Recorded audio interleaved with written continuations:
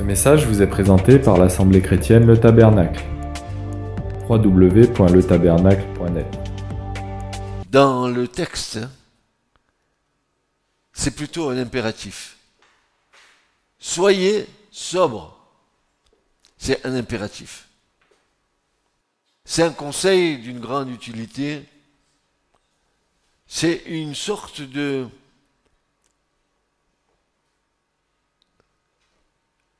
ceinture de sécurité que Pierre met autour de nos vies en nous appelant à la sobriété. Et quand je parle de sobriété, j'ai dans mon cœur le contraire de la sobriété. Alors, Pierre aurait dû dire, ne soyez pas excessifs. Il dit, soyez sobres. Mais ça veut dire que le contraire de la sobriété, c'est l'excessivité. Et être dans les excès, et surtout en tout genre, dans les excès de la chair, dans les excès du manger et du boire, dans les excès de parole, dans les excès de toutes sortes. Vous voyez bien que le panel est grand dans les excès. Si nous sommes dans les excès, nous sortons de ce conseil et de cet impératif de Pierre qui nous dit soyez sobres.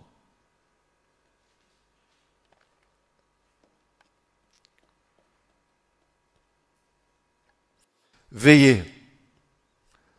Il nous donne le conseil. Il dit, pour être sobre, il faut veiller. Comment veiller? Veiller par le moyen de la prière. Car la prière nous gardera des excès. Car la prière, c'est notre communion avec Dieu. Et quand nous sommes en communion avec Dieu, nous ne sommes pas dans les pensées de la chair.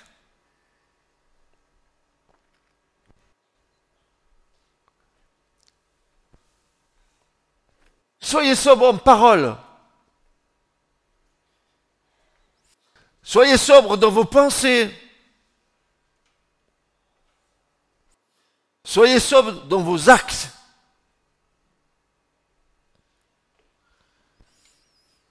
Il y a tout un travail du Saint-Esprit qui doit intervenir. Car notre chair qui est pas totalement morte, elle a des soubresauts. Et le conseil de Paul, c'est, mais vous pouvez ces excès les dominer en étant sobre et en veillant.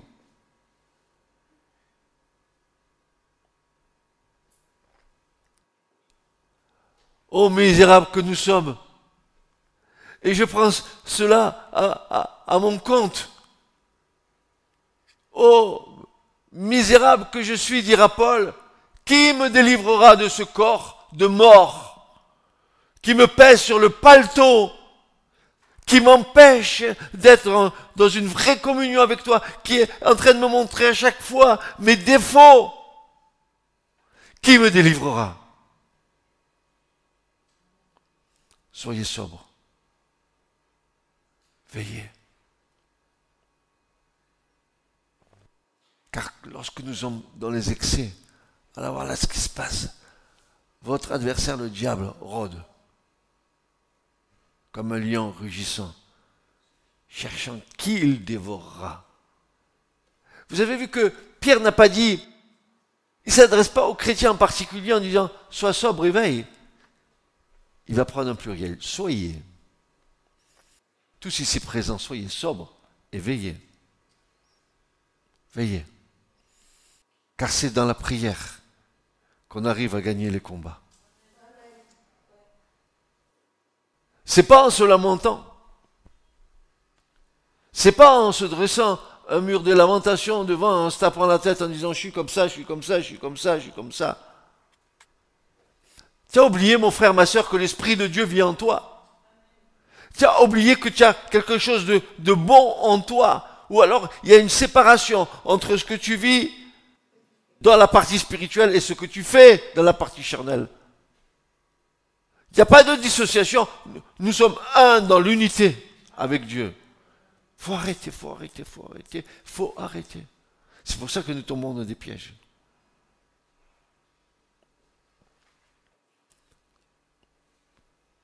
Je ne vais pas refaire l'enseignement de dimanche, mais encore quelques petites bribes comme ça. Soyez veillés, soyez éveillés, soyez lucides, soyez clairvoyants.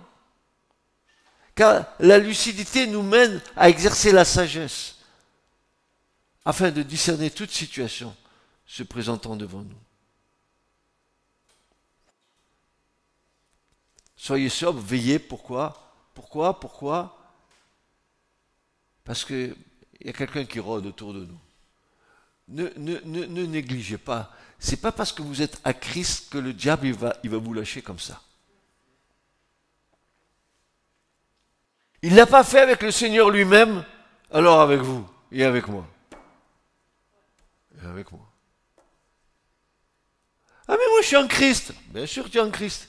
Mais attention à la manière dont tu marches, dont tu vis, dont tu parles, dont tu fais. Alors l'apôtre Paul va lui, de son côté, mettre un petit peu son petit grain de sel en s'adressant aux Thessaloniciens. Il ne pouvait que abonder dans le sens de Pierre. Pierre dit, soyez sobres, veillez. Et Paul va nous dire, ne dormons donc point comme les autres. Ah, ça veut dire qu'à un moment donné, tu dors, ou tu t'endors, ou à un moment donné, tu es dans un demi-sommeil. 1 Thessaloniciens 5, 6, ne dormons donc point comme les autres, mais, il va le dire, veillons et soyons sobres. Alors, vous avez vu les deux conseils. Soyez sobres, veillez, dit Pierre. Et Paul dit, ne dormons pas comme les autres, mais veillons et soyons sombres. Alors, ce qui est intéressant, frères et sœurs, parce qu'il nous faut être des enfants de Dieu faits dans l'entendement, dans la compréhension de la parole. On ne peut pas donner à la parole un sens, nous, que la parole ne nous donne pas, parce que nous interprétons. Alors, que veut dire le mot dormir ? Le verbe dormir, katedo, veut dire dormir comme céder à la paresse. Ou être encore indifférent à son salut. Vous savez que l'indifférence au salut, ça peut nous guetter. On peut dire je suis sauvé, et puis la manière dont je vis ne rend pas témoignage du salut qui m'a été accordé.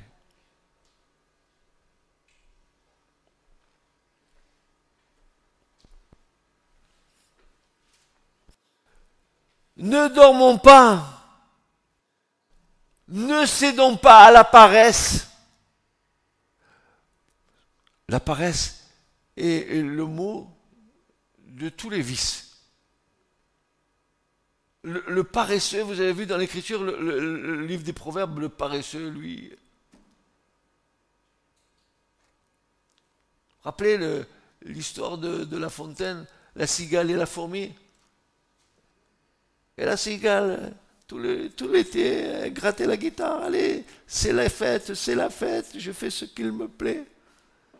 Et la fourmi, elle, chaque jour, elle mettait dans son repère des petits grains de blé, elle entassait pour l'hiver. La sobriété, frères et sœurs, être sobre.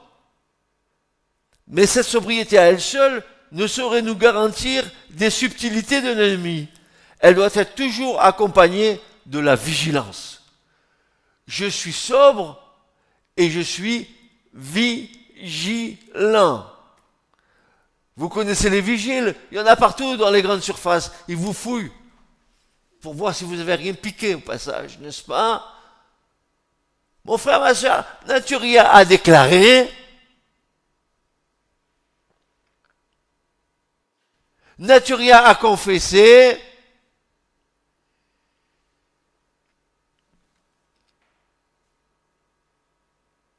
La sobriété à elle seule ne saurait nous garantir des subtilités de l'ennemi. Elle doit être toujours accompagnée de la vigilance qui nous permettra de déjouer les manœuvres du diable. Je suis vigilant. Je suis responsable de tous mes actes. Ne dis pas c'est mon mari et toi ne dis pas c'est ma femme.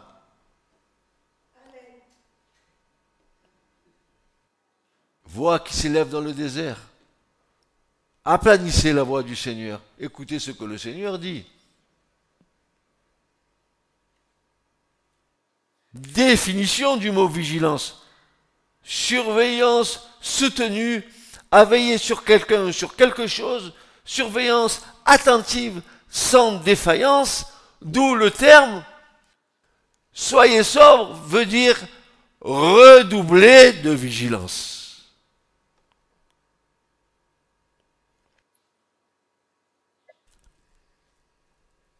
Un jour, je dis souvent en prédication que c'est pas les clous dans les mains, c'est pas les clous dans les pieds, c'est les clous dans la langue.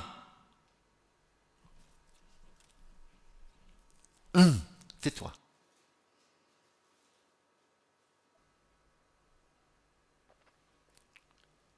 Être en état continuel d'alerte. Alors, frères et sœurs, cette vigilance, qui est une vigilance spirituelle, doit s'exercer et devrait s'exercer sur 3 plans.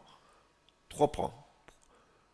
Premier plan, concernant la vigilance spirituelle, pour être vigilant, il faut avoir du discernement. Bien. J'ai entendu une voix qui s'est élevée, qui a dit discernement. Oui, c'est le discernement qui nous permettra de mettre à l'épreuve tel personnage ou telle personne et reconnaître qu'il n'est pas animé de l'Esprit de Dieu, mais plutôt animé d'un esprit de séduction. Soyez vigilants. C'est pas parce qu'on vient vous parler de l'Évangile que obligatoirement la personne qui vous parle en face appartienne à Jésus. Ne soyez pas des béats. Ne vivez pas dans la béatitude. Soyez vigilants. Vous répétez, nous serons vigilants. Harmonie. Nous serons vigilants.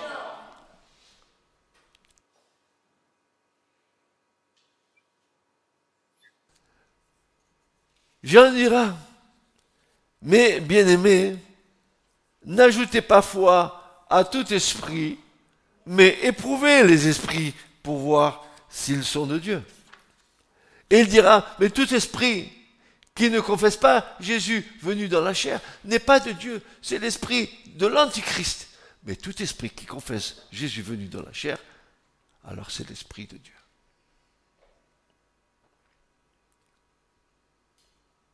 Et ce n'est pas en vain que l'apôtre Jean a exhorté à éprouver les esprits pour savoir s'ils viennent de Dieu ou du malin. 1 Jean 4, versets 1 et 6. Le discernement est aussi indispensable dans le cadre de telle ou telle circonstance pour savoir si c'est bien le Seigneur qui est au milieu de nous ou si c'est plutôt notre adversaire le diable qui s'est transformé en ange de lumière pour mieux nous tromper. Combien de fois nous avons eu ici, dans cette assemblée, des gens qu'on ne connaissait pas qui sont venus se mettre là au milieu de nous et tout d'un coup qui nous disaient qu'ils étaient prophètes et qu'ils étaient ci ou ci. Tu peux toujours me raconter tes salades. Je verrai tout de suite si elles sont vertes ou pas vertes.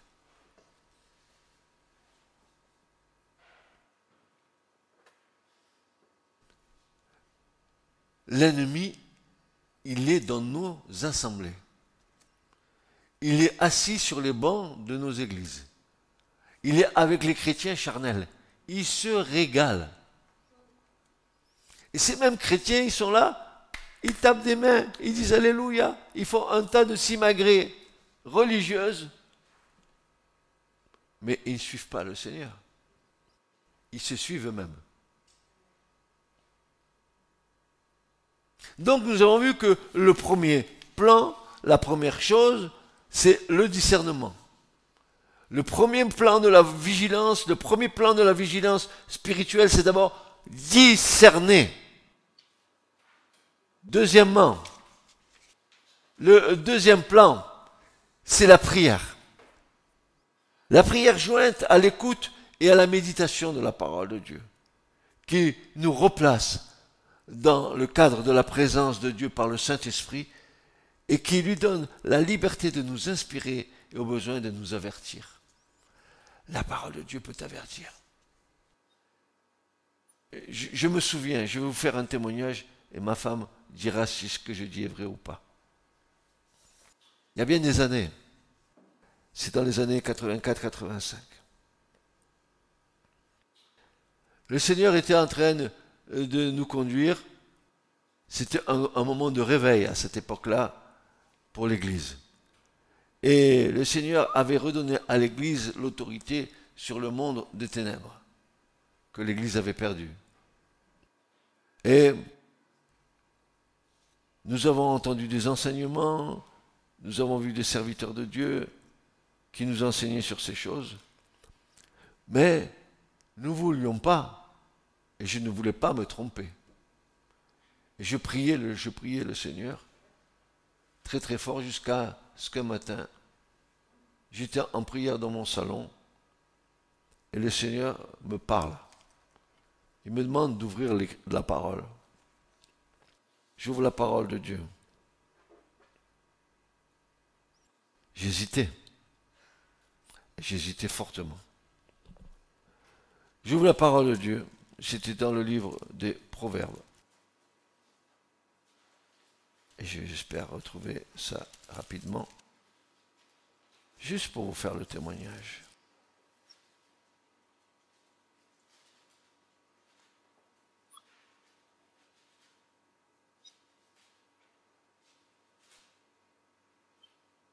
C'était exactement dans l'état dans lequel je me trouvais, frères et sœurs. Si je vous fais ce témoignage, c'est pour vous dire qu'il y a besoin de discernement, il y a besoin de vigilance, il y a besoin... C'est pas parce que ça a l'air biblique que c'est forcément des choses qui viennent de Dieu. Et voilà ce qu'il est dit dans Proverbe 24, versets 10, 11 et 12. Et le Seigneur m'a parlé par ces passages. Il me disait, si tu perds courage, au jour de la détresse, ta force, elle est petite, elle est mince. Et voilà. Délivre ceux qui sont menés à la mort. Et ne te retire pas de ceux qui chancellent vers une mort violente. Si tu dis, voici, nous n'en savons rien. Celui qui pèse les cœurs, lui, ne le considérera-t-il pas? Et celui qui garde ton âme, lui le sait. Et il rend à l'homme selon son œuvre. Quand j'ai lu ça, j'ai fermé, j'ai dit, Seigneur, je marche dans cette voie. Et je peux dire que, en toute humilité, que nous avons été les instruments de Dieu pour la délivrance de centaines et de centaines de personnes qui ont retrouvé une vraie communion avec Dieu. Et plus de gens qui se disaient être des chrétiens que des non-chrétiens.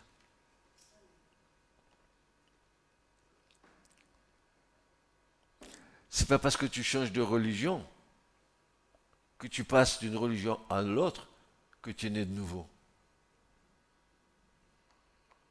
C'est pas parce qu'il y aura au tabernacle une bonne louange, que tu es bien, que tu te sens bien, que ça te fait frissonner les poils derrière ton dos. Ou alors, le pasteur, que j'aime quand il prêche, cet homme, il est bien. Je comprends ce qu'il dit. Mais c'est pas que tu me comprennes. C'est que tu vives ce que tu entends. C'est la prière jointe à l'écoute et à la méditation de la parole. La parole de Dieu va venir te donner un éclairage dans la vigilance spirituelle. Tu vas tout confronter avec la parole. Si tu ne confrontes pas ce que tu reçois avec la parole de Dieu, tu vas te faire avoir. Que dit l'Écriture?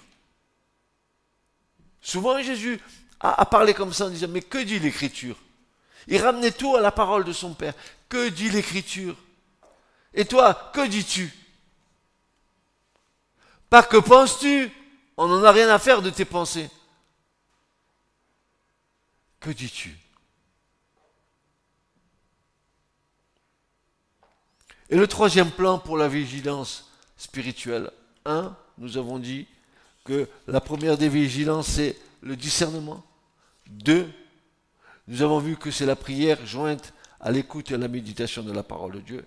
Et le troisième plan, c'est la communion fraternelle. Parce que l'apôtre Pierre s'est adressé à des chrétiens nés de nouveau qui s'étaient engagés dans les voies de Dieu pour servir la cause de Christ et lui être fidèles jusqu'au bout.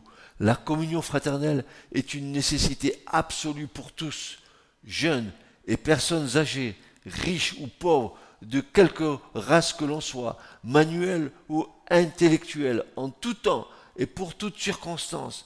Ce qui fera la force, ce qui permettra aux enfants de Dieu de triompher de l'adversité, de la tentation, des ruses du diable, et qui sera en même temps une sécurité, c'est l'unité dans la communion fraternelle. On se garde les uns les autres. C'est pour ça que tu ne peux pas être dissocié d'une communion fraternelle, d'un rassemblement. Tu ne peux pas vivre seul. Nous nous couvrons les uns les autres. Nous nous couvrons par le moyen de la prière. Combien de fois vous êtes venus me voir et je suis venu vous voir pour dire « Priez pour moi » ou vous me dire « Priez pour nous ». Nous nous couvrons mutuellement par la prière. Si nous voulons régler nos problèmes seuls, il nous manque une dimension au corps de Christ.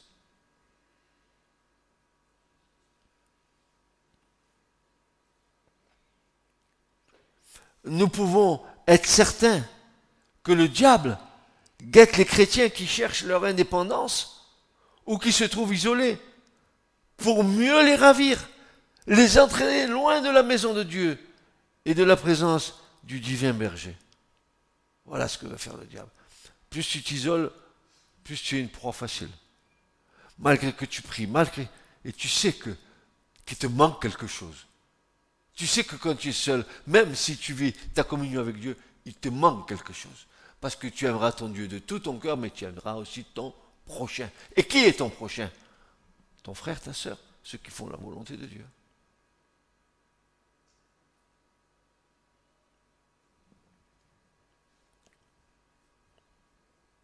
Le verbe veiller peut avoir aussi cette application spirituelle de demeurer dans la communion des frères, ne pas s'écarter du Seigneur, ne pas s'écarter du troupeau, ne pas s'écarter de la bergerie, de ne pas emboîter le pas de la chèvre ou de la brebis rebelle qui veut aller à l'opposé des pâturages que le bon berger aurait choisi, et de devenir par là la proie des loups qui sont aux aguets, prêts à sauter sur leur proie et à les déchirer à mort. La nature nous l'enseigne. Quand nous regardons, et nous avons dit ça dimanche dernier, les documentaires animaliers, chaque bête qui s'éloigne du troupeau est une proie potentielle pour les prédateurs. Et quand tu es loin du troupeau, quand tu n'es pas dans la couverture du troupeau, dans l'unité du troupeau, tu es vulnérable. Quand nous aurons compris ça, que nous aurons compris que le corps est un, malgré que nous soyons plusieurs.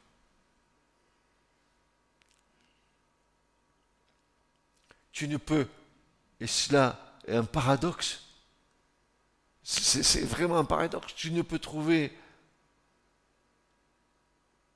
ton unité que dans la diversité du corps de Christ.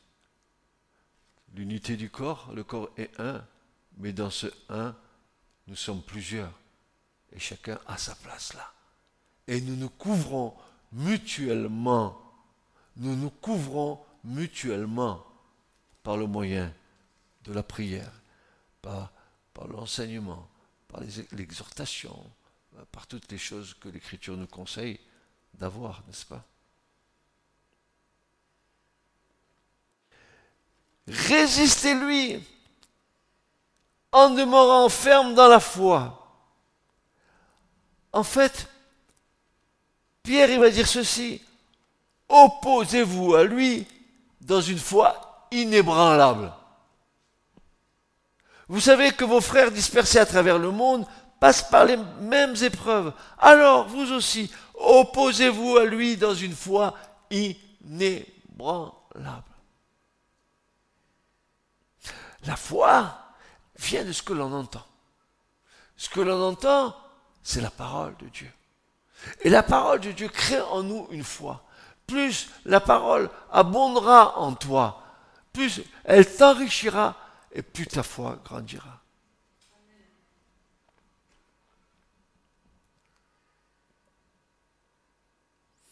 Ce que l'apôtre Pierre a voulu nous démontrer par ses paroles, c'est qu'il faut avoir la volonté, coûte que coûte, de ne pas laisser à l'ennemi la victoire. Le Seigneur ne fera jamais appel à nos propres forces pour combattre notre ennemi et triompher de lui. Mais il nous invite au contraire à nous appuyer sur lui.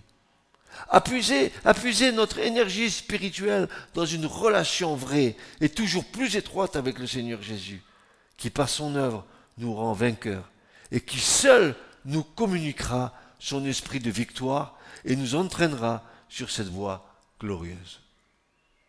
Vous êtes d'accord avec ça?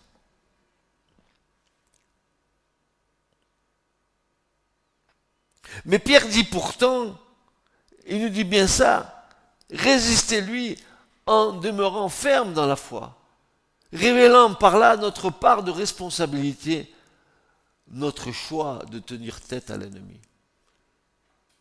C'est toi qui tiens tête et c'est Dieu qui t'aide. C'est toi qui vas prendre le pays de Canaan, mais c'est Dieu qui va marcher devant toi et qui va ouvrir la voie. Tu risques rien. Si Dieu est avec toi, qui sera contre toi? Tu comprends bien, mon frère et ma sœur, que tu n'es pas seul. Je suis avec vous tous les jours, jusqu'à la fin du monde. Quoi qu'il passe, et quoi qu'il se passe, il est toujours avec toi. Et ce bon réflexe spirituel de te tourner vers lui au lieu d'essayer de résoudre toi-même ta situation. C'est là où tu échoues. Quand tu soumets toutes choses au Seigneur. Mais ce n'est pas que des situations d'ordre matériel, il y a des situations d'ordre spirituel. Dieu intervient dans tous les aspects de notre vie. Il intervient dans l'ordre des relations, il intervient dans l'ordre de l'organisation, des couples, de la maison, il intervient en toutes choses. Si nous laissons la direction au Seigneur, hein, bien sûr. C'est le consensus.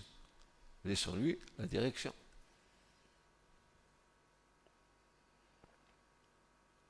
C'est pour cette raison aussi que Paul a exhorté les chrétiens à se fortifier dans le Seigneur, pour tenir ferme, pour résister dans les jours mauvais. Et nous trouvons ça dans Éphésiens 6,10, où Paul dit « Fortifiez-vous dans la puissance de sa force. » Je tire ma force, mon frère, ma sœur, tu tires ta force dans la communion avec le Seigneur. Éphésiens 6,10. L'exhortation de Paul qui nous invite à se fortifier dans le Seigneur. Comment? Avec une foi ferme ou en demeurant ferme dans la foi. Je me fortifie parce que je crois. Je me fortifie non pas en ayant des doutes, ça ne marchera pas. Je me fortifie en ayant la foi.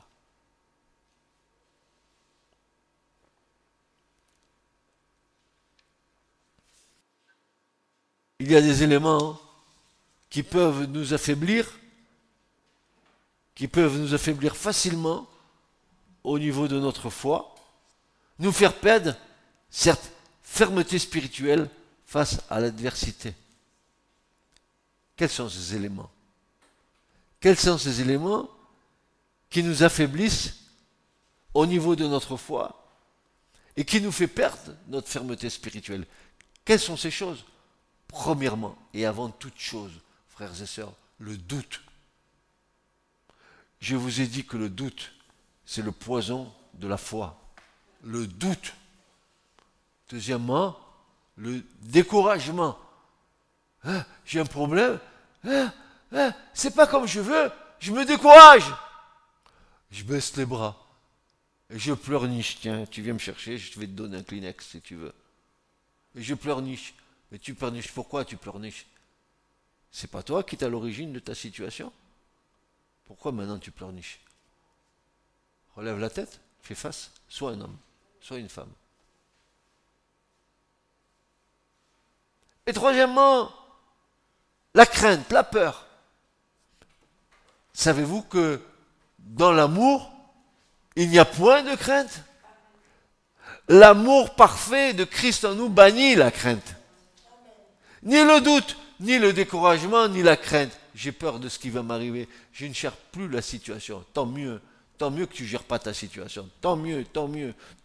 Regarde, tant mieux que le Seigneur, il prenne, tu sais, le gouvernail de ta vie et qu'il te conduise lui où il voudra. Mais écoute-le. Arrête d'agir comme tu as envie. Que ton intelligence humaine ne vienne pas dépasser les choses de Dieu.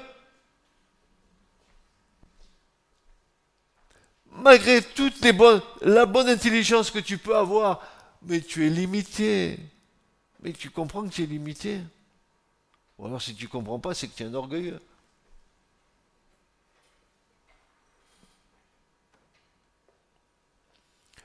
Notre ennemi, le diable, emploiera toutes sortes d'armes, de menaces pour nous angoisser, pour nous tourmenter.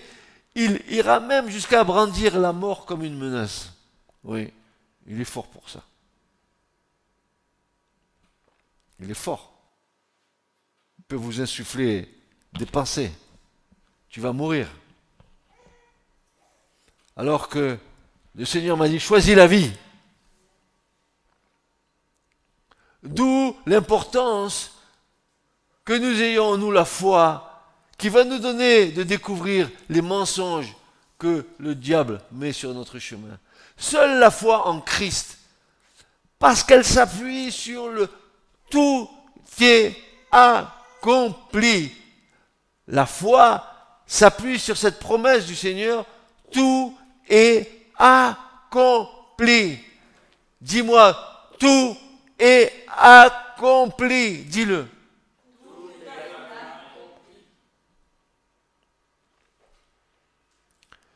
Sur l'œuvre parfaite du ressuscité. Ça nous permettra de triompher, de démasquer les ruses de notre ennemi. C'est Jésus-Christ qui a triomphé du monde. Amen, amen, amen. C'est lui. Et lui seul. Et si tu veux vaincre le monde, suis Jésus.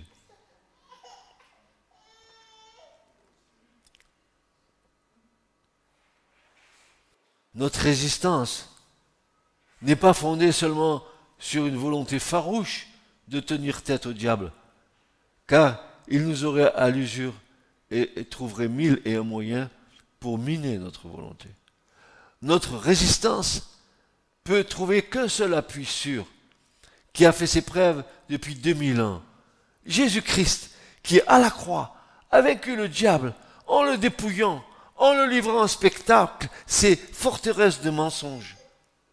Colossiens 2,15. Ayant dépouillé les principautés, les autorités, il les a produites en public, triomphant d'elles par le moyen de la croix. Ce n'est pas Marie, la mère de Jésus non plus, mais Jésus-Christ qui est mort pour nos péchés, qui est ressuscité et qui aujourd'hui est assis à la droite de Dieu le Père, intercédant en notre faveur, plaidant notre cause, afin que notre foi ne faiblisse point, mais qu'elle résiste jusqu'au bout. Mon frère, ma soeur, quand tu es dans un état de faiblesse, prie le Seigneur. Tu as fait ça avec Pierre, Seigneur. Tu as prié pour que le diable ne le crible pas. J'ai prié pour que ta foi ne défaille pas. Prie le Seigneur, dis-lui, aide-moi afin que ma foi ne défaille pas dans cette épreuve. Aide-moi. Et tu sais ce qu'il va te répondre? Mais je suis avec toi. Je marche devant toi. C'est parce que tu marches devant moi que tu ne me vois pas. Je veux marcher devant toi. Et toi, tu m'as mis derrière toi. Laisse-moi t'ouvrir la voie. Laisse-moi ouvrir la mer des gens. Laisse-moi ouvrir la mer en deux. Tu passeras. Laisse-moi faire sortir l'eau du rocher, du bois. Qu'est-ce que tu risques? Si Christ est avec nous, qui sera contre nous? Ah, que j'aime cette prédication. Oh, que je l'aime. Que je l'aime. Elle me fait du bien. Moi, je prêche, mais moi, ça me fait du bien. Ça me fait du bien.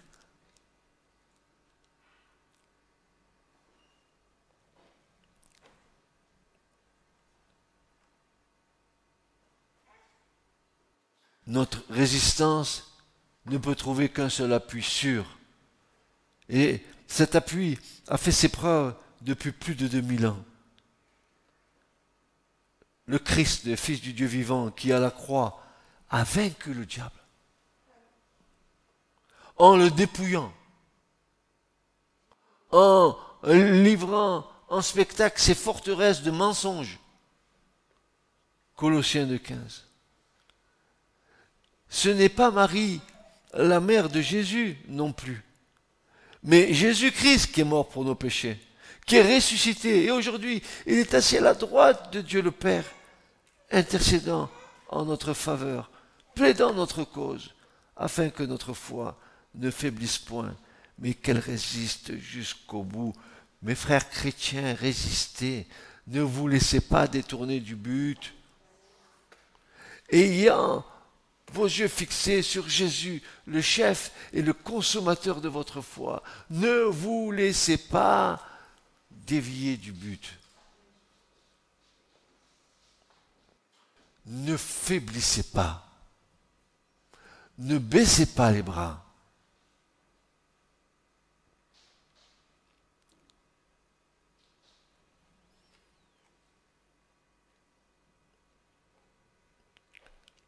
Sachant que les mêmes souffrances sont imposées à vos frères dans le monde, il ne faut surtout pas penser que nous sommes seuls à souffrir et à connaître des épreuves.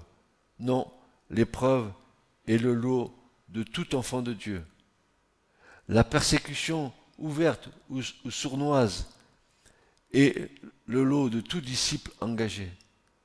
Pensons que dans le monde, il y a des frères et sœurs qui sont privés de tout à cause de leur foi, mais qui restent fermes dans leurs convictions, dans le Seigneur et dans sa parole.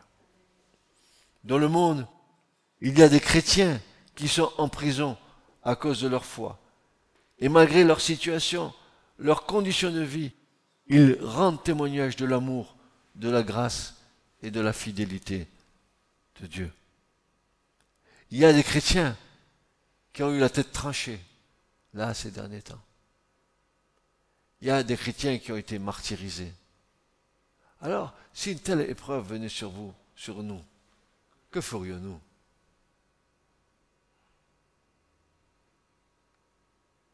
Si déjà un petit problème qui se présente devant nous, un microbe, déjà on est affolé, on ne sait plus, on a perdu la boussole, on ne sait plus où est le nord, on ne sait plus où est le sud. Que vais-je faire?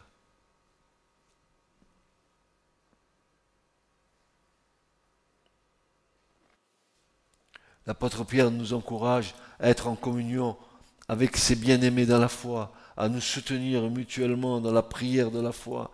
Menons ensemble le bon combat de la foi pour tenir ferme jusqu'au bout.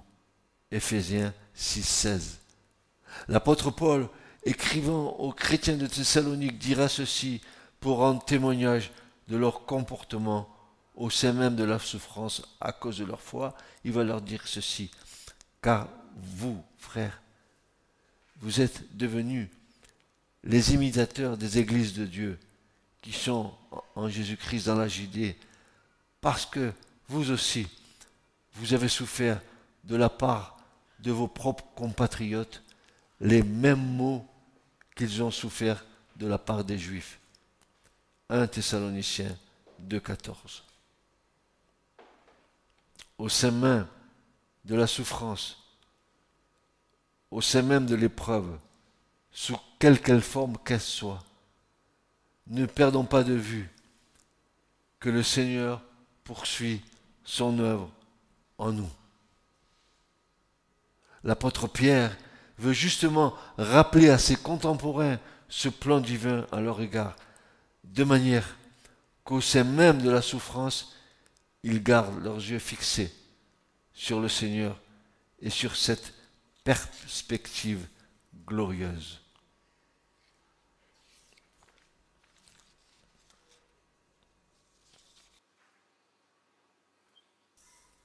Vous me supportez encore un peu? Encore un peu? Allez, encore un peu.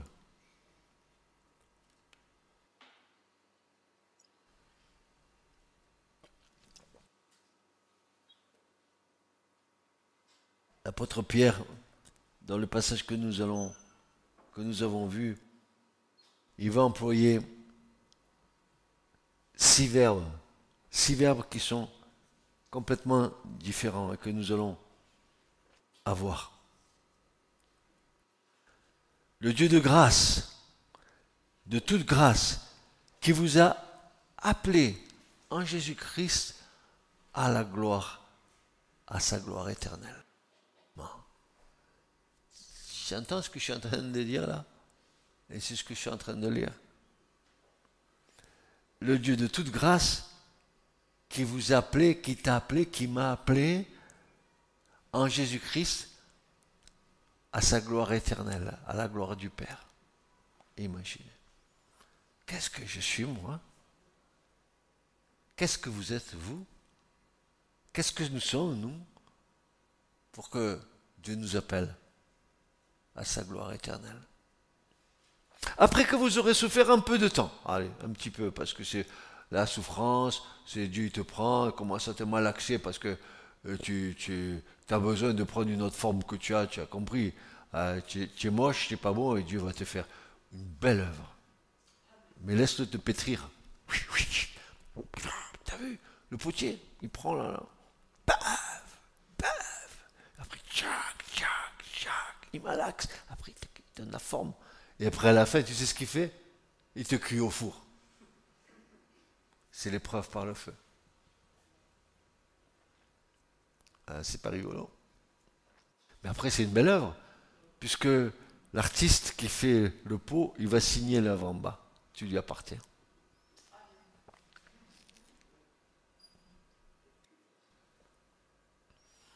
Le premier verbe, c'est qui vous a appelé en Jésus-Christ à sa gloire. L'appel en Christ a et aura toujours un double objectif, à savoir sortir tout d'abord l'homme de son péché pour le faire entrer sur le chemin de la liberté des enfants de Dieu. Ça y est, l'appel c'est, premier objectif, Dieu te sort de quoi? De ton péché. Amen, amen, amen. Amen, amen, amen. Ça grâce au sang de Jésus. Son sang m'a purifié de toute iniquité. Il a pardonné mes péchés et dans sa bonté, il m'a couvert de sa justice. Alléluia. Deuxième objectif de l'appel, c'est que nous héritons de la gloire éternelle en Jésus-Christ. D'où l'importance de la suite du texte qui nous dit, dans le deuxième verbe, vous aurez souffert un peu de temps. Ah, bien. Alors, qui peut me sortir un verset dans l'Écriture qui va nous dire, ah, qu'est-ce qu'il va nous dire ce verset? Une bonne chose, c'est dans l'Épître aux Romains, et ça doit être normalement au chapitre 8, n'est-ce pas? Voilà ce qu'il est dit. Alors, 8, allez, on va commencer par le verset 14. Car tous ceux qui sont conduits et tu reçois l'Esprit, tu reçois la vie, tu reçois l'Esprit, Dieu te met en marche, et dans cette marche, Dieu te conduit. C'est l'œuvre du Saint-Esprit. Tu reçois la vie, Dieu va te mettre en marche, et dans cette marche, il te conduit. Ah. Car tous ceux qui sont conduits par l'Esprit de Dieu, ceux-là sont fils de Dieu. Alléluia. Fils de Dieu. Mais ce n'est pas tout. Car vous n'avez pas reçu un esprit de servitude pour être de nouveau dans la crainte, mais vous avez reçu l'esprit d'adoption par lequel nous crions « Abba, Père ». Je peux me présenter devant le Père et dire « Tu es mon Père ». J'ai le droit de te le dire parce que tu m'as accordé l'esprit d'adoption. Donc, je fais partie de ta famille. Donc, Jésus est mon frère. Jésus est mon frère. Dites, Jésus est mon frère.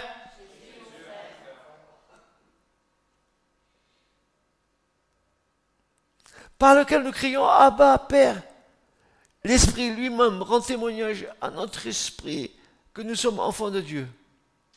Et regardez bien, c'est là où je veux en venir. Mes bien-aimés, il n'a jamais été dit que nous rentrions dans une béatitude éternelle sur la terre. Mais voici que dit l'Écriture, il va dire ceci. Et si nous sommes enfants de Dieu, nous sommes héritiers. Amen, amen. On a l'héritage. Oh, merci Seigneur. Héritiers de Dieu. Amen. Et co-héritiers du Christ. Oh, super. C'est super, on va être tout ça. Ah oui, mais il y a une condition. Si du moins, nous souffrons avec lui, afin que nous soyons aussi glorifiés avec lui. Ah, moi je veux tout, sauf la souffrance. Je veux tout, sauf qu'il me touche et qu'il me change. Et je veux le suivre tel que je suis, mais je veux la part de l'héritage.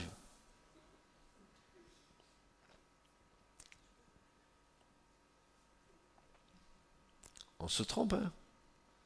On se trompe. Beaucoup se trompent, hein? Beaucoup se trompent. Ils m'ont persécuté, ils vous persécuteront. Ils ont menti contre moi, ils mentiront contre vous. Le serviteur, il n'est pas plus grand que le maître. S'ils m'ont fait ça à moi, ils vous le feront aussi à vous. Souvenez-vous de nos frères qui sont le témoignage du martyr, du sang qui a été versé. Souvenez-vous de ces chrétiens qui ont été mangés par les lions dans les cirques romains. Souvenez-vous de ceux qui ont été crucifiés. Souvenez-vous. Et nous sommes en 2018. Ah, cool. C'est cool la foi. Je veux tout, mais sauf souffrir. Et s'il m'arrive un petit quelque chose, vite, Jérusalem, le mur des lamentations. Je me tape la tête contre.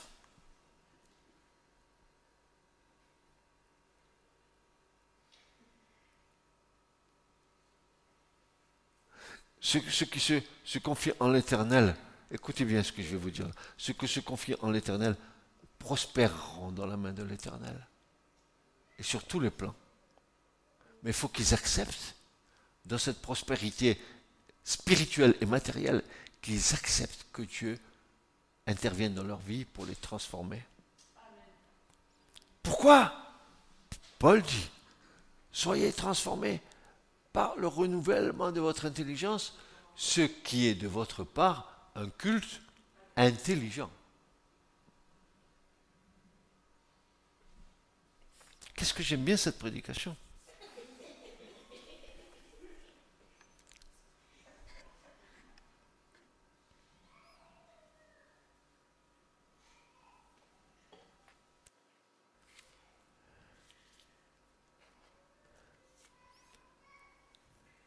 Ce temps nous parle de brisement, de la souffrance, qui va sans doute éprouver notre foi, notre endurance, notre stabilité en Christ.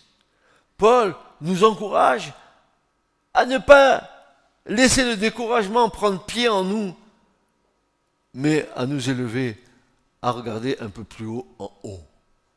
Arrête de regarder en bas. En bas, les choses, elles sont passagères. En haut, elles sont éternelles. Arrêtez.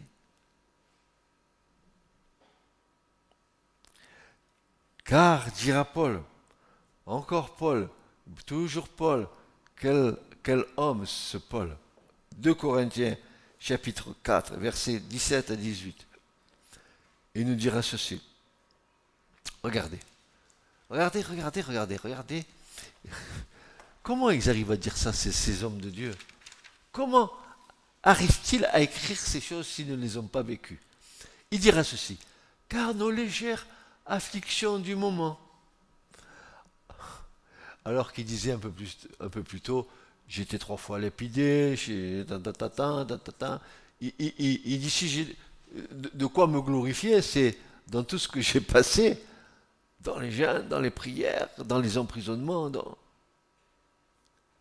Car, il dira, nos légères afflictions du moment présent produisent pour nous, au-delà de toute mesure, un poids éternel de gloire. Parce que nous regardons non point aux choses visibles, mais à celles qui sont invisibles. Car les choses visibles sont passagères et les invisibles sont éternelles.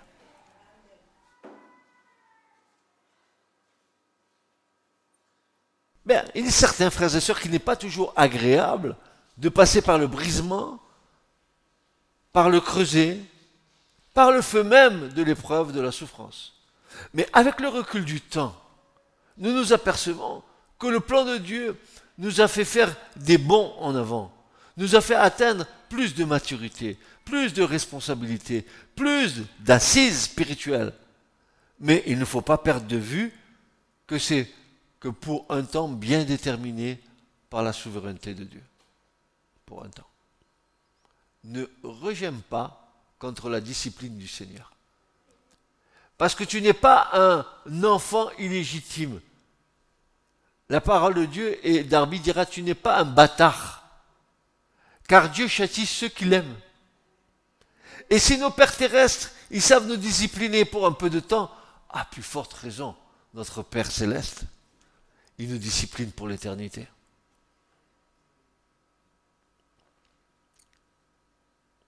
Et puis le troisième verbe que nous trouvons, qui est mis en évidence et qui est lié aux deux premiers, c'est que Dieu lui-même vous perfectionnera.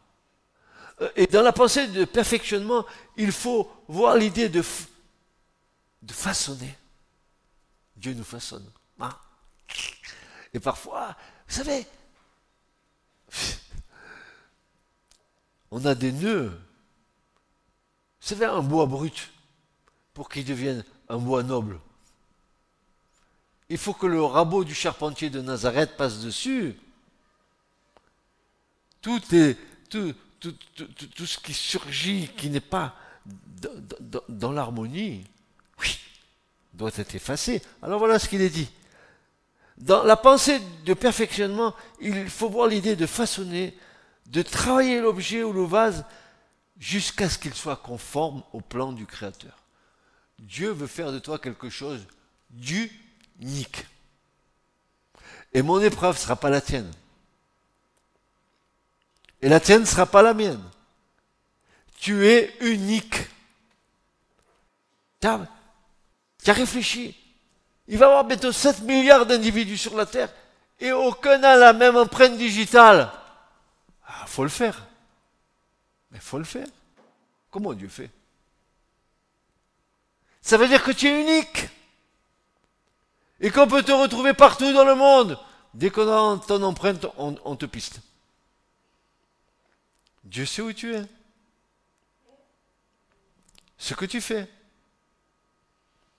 Il sait comment tu réagis au temps de l'épreuve. Il dira, ah ben avec celui-là, il faut encore que je patiente un peu.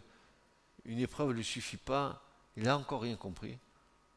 Bon, un peu plus tard, je vais le laisser souffler un peu quand même. Je le reprendrai un peu plus tard, mais il faut vraiment qu'il sorte de cet état d'esprit. Et c'est ce que Dieu fait. Il le fait, n'est-ce pas? Le potier travaille sur le vase jusqu'à ce qu'il ait atteint l'objectif tel qu'il le voyait dans son esprit ou sur le papier. Il est de même avec le Seigneur, qui désire que nous lui ressemblions pour servir à la gloire et à la louange de son nom. C'est pour cette raison que Paul a dit aux Philippiens, je suis persuadé, et vous devez être persuadés vous aussi, que celui qui a commencé en vous cette bonne œuvre la rendra parfaite au jour de Christ. Voyez-vous? Il ne va pas nous lâcher comme ça. Jusqu'à ce que nous soyons comme lui le désire, il va continuer à nous façonner, à gommer les petites choses,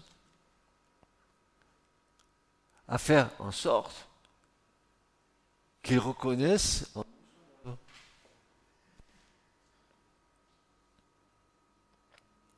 ou alors Pierre encore qui dit Paul qui dit aux Corinthiens ceci, dans 2 Corinthiens 13:9, il dira ceci, nous nous réjouissons lorsque nous sommes faibles, tandis que vous êtes forts. Et ce que nous demandons dans nos prières, dit Paul, c'est votre perfectionnement. Rappelez ce que je disais Jésus, soyez parfaits comme mon Père céleste est parfait. Notre perfectionnement. Le quatrième verbe, c'est vous affermira. Dieu vous affermira. Dans ce verbe affermir, il y a la pensée de consolider l'instrument. L'apôtre Paul, exhortant les Thessaloniciens, dans cette pensée leur dira, console vos cœurs, que Dieu console vos cœurs et vous affermisse en toute bonne œuvre et en toute bonne parole. 2 Thessaloniciens 2:17. Et je vais bientôt terminer. Vous avez bien patienté, vous avez été patient avec moi. Merci. Mais je termine. Affermir, c'est aussi rendre plus assuré, plus fort, difficile à ébranler. Difficile à ébranler. Affermir. Il y a la pensée de tremper l'acier dans un liquide froid pour le durcir. Ce verbe s'emploie aussi dans le sens de rendre ferme en donnant de l'énergie et du caractère. Il faut que tu aies du caractère dans le Seigneur. Paul avait du caractère dans le Seigneur. Pierre, il avait du caractère dans le Seigneur. Et toi, ton caractère, c'est quoi?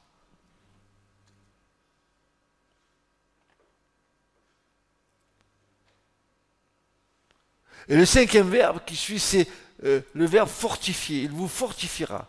Il y a là la pensée d'une transformation d'une pierre friable que nous sommes en granit. Dieu veut nous transformer. Il veut nous rendre forts. Il veut nous rendre forts. Alors que nous sommes une petite pierre friable qui a tendance à se désagréger. Dieu veut nous affermir, Dieu veut nous rendre forts, Dieu veut nous fortifier. Et à la fin de cela, quand Dieu aura fait tout ça, il vous rendra inébranlable.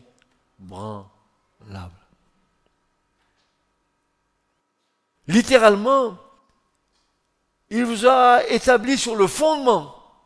Ça y est, vous y êtes. J'ai mes fondements en Christ.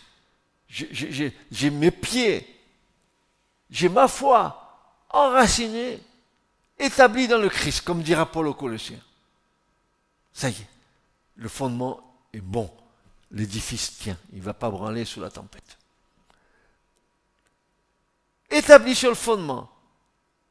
Eh bien, c'est pour mieux illustrer cela, nous avons notre David Müller, le roi David, qui va dire ça dans le psaume 62, verset 3 à 8. Voilà ce que c'est qu'un homme qui est inébranlable. Écoutez ce que dit David. Un homme inébranlable. Écoutez David. Oui, dira-t-il, c'est lui qui, lui, l'Éternel, Hachem, mon Dieu, c'est lui qui est mon rocher et mon salut, ma haute retraite, mais c'est lui. Je ne chancellerai guère. Mais jusqu'à quand vous jetterez-vous sur un homme? Jusqu'à quand chercherez-vous à l'abattre comme une muraille qui penche, comme une clôture qu'on renverse? Ils conspirent pour le précipiter de son poste élevé. Ils prennent plaisir au mensonge. Ils bénissent de leur bouche et ils maudissent dans leur cœur. Oui, mon âme, confie-toi en Dieu, car de lui vient mon espérance. Oui, c'est lui qui est mon rocher et mon salut, ma haute retraite. Je ne chancellerai pas. Sur Dieu repose mon salut et ma gloire, le rocher de ma force, mon refuge sont en Dieu. Amen. Il terminera par le verset 11. Car à lui appartiennent la puissance et la gloire au siècle des siècles. Amen. Ce message vous a été présenté par l'Assemblée chrétienne Le Tabernacle. www.letabernacle.net